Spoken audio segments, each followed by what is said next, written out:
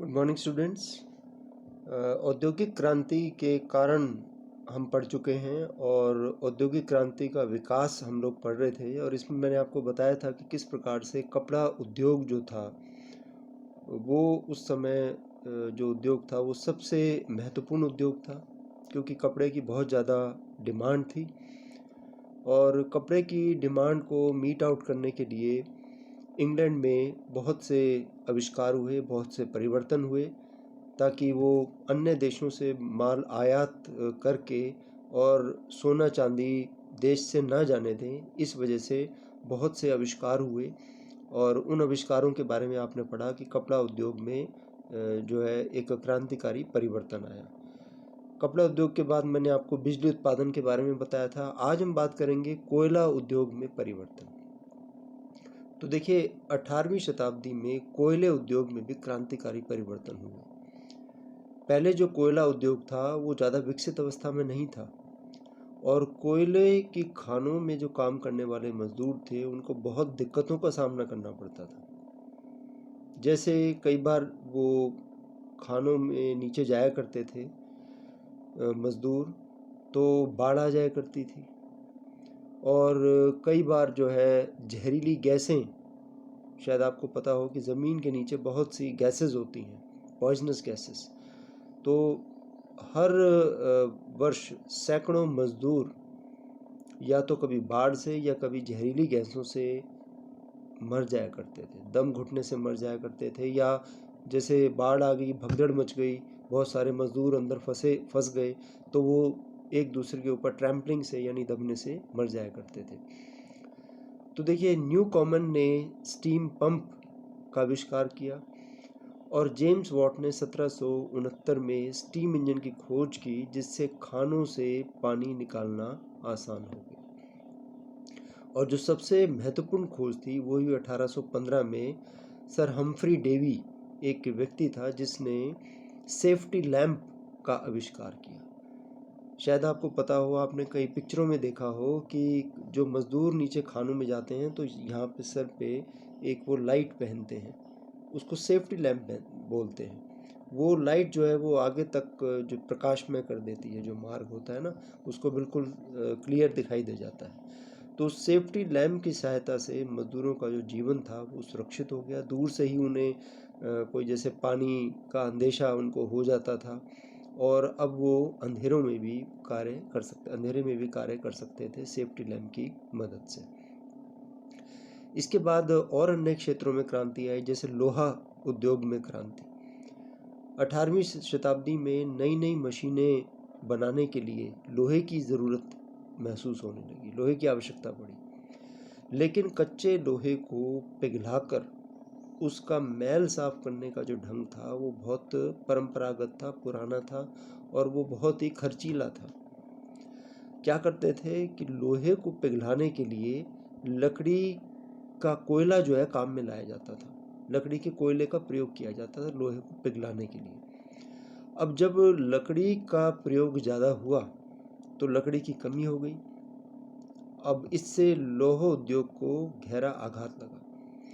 तो 1709 में इब्राहिम डर्बी नामक व्यक्ति ने जले हुए कोयले, जिसे कोक कहा जाता है, COKE, जले हुए कोयले को कोक कहा जाता है, जले हुए कोयले से लोहा पिघलाने की विधि का इजाद किया, यानी वो आविष्कृत की उसने। तो इस प्रकार से लोहे को कोक से पिघलाया जाने लगा, उसको साफ करने का कार्य भी सुगम हो गया।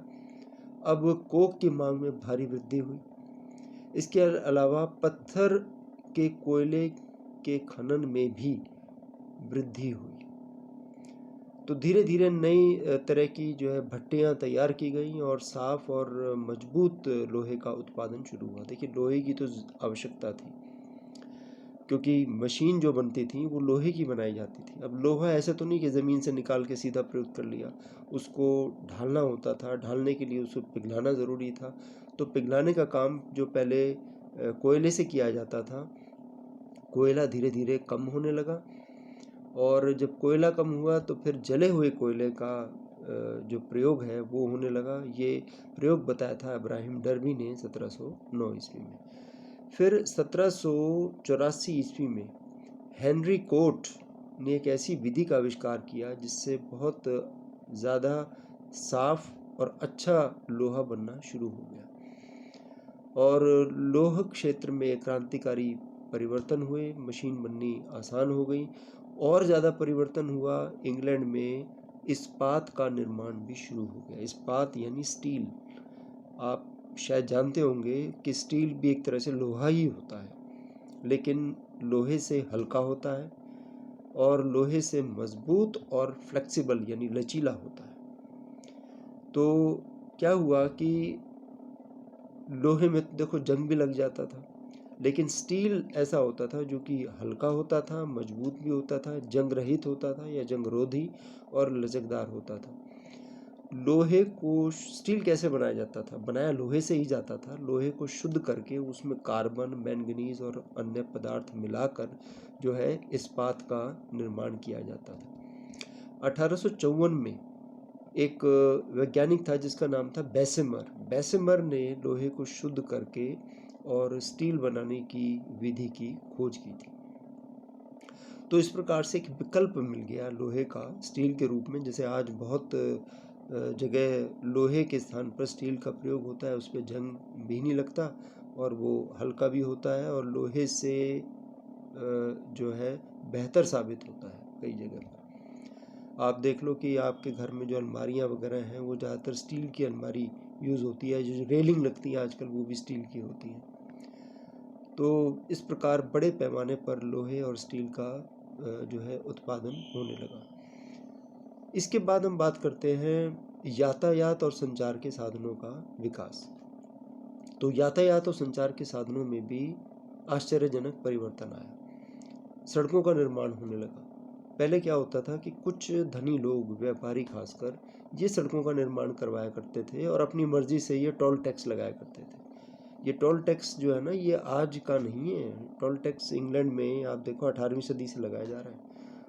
जो व्यापारी होते थे ना, उनको व्यापारिक मार्गों पे जाने आने जाने के लिए अच्छे मार्गों की ज़रूरत होती थी, तो खुद वो अपनी सड़क बनवा लिया करते थे। उस समय सरकार की तरफ से नहीं हुआ करता था, तो वो अच्छी सड़क बनवा लिया करते थे और उस पर टैक्स लगा दिया करते थे। लेकिन वो सड़क भी जो है बहुत ज़्यादा अच्छी नहीं होती थी, कई बार टूटी फूटी हालत में होती थी जिन पर चलना कठिन होता था। हालांकि सबसे पहले कॉलबर्ट ने फ्रांस में जो है उसकी देखरेख में आधुनिक पक्की सड़कों का निर्माण शुरू हुआ, लेकिन सही मायनों में पक्की सड़कों का जो निर्माण था वो इंग्लैंड के इंजीनियरों को उसका श्रेय जाता है। जैसे जॉन मेटकॉफ, उसने सबसे पहले तारकोल और छोटे पत्थरों से पक्की सड़क बनाने का आविष्कार किया।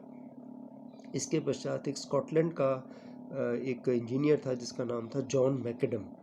जॉन मैकडम ने और थॉमस टेलफोर्ड ने एक नई प्रकार की तकनीक निकाली सड़क बनाने की। उसमें क्या होता था, सड़क के निचले भाग में तो भारी पत्थरों की परत होती थी, ठीक है, हैवी स्टोन्स लगाए जाते थे। उसके बाद फिर छोटे छोटे पत्थर होते थे, उनकी परत होती थी, और फिर उसके ऊपर तारकोल की परत होती थी। तो इस तरह की जो रोड बनाई जाने लगी, इनको मैकडमाइज रोड, पक्की रोडों को मैकडमाइज रोड के नाम से जाना जाता था। ये जो रोड होती थी ये जो है ज़्यादा टिकाऊ और उपयोगी साबित हुई, और इस प्रकार से टेलफोर्ड ने भी जो है पक्की सड़कों का निर्माण किया। उससे प्रभावित होकर स्वीडन और पोलैंड के सरकारों ने भी सड़क का निर्माण शुरू किया, और इससे क्या हुआ कि सड़कों पर जो आवाजाही थी लोगों की वो पहले की अपेक्षाकृत तेज़ हो गई। इसके बाद नहरों का निर्माण।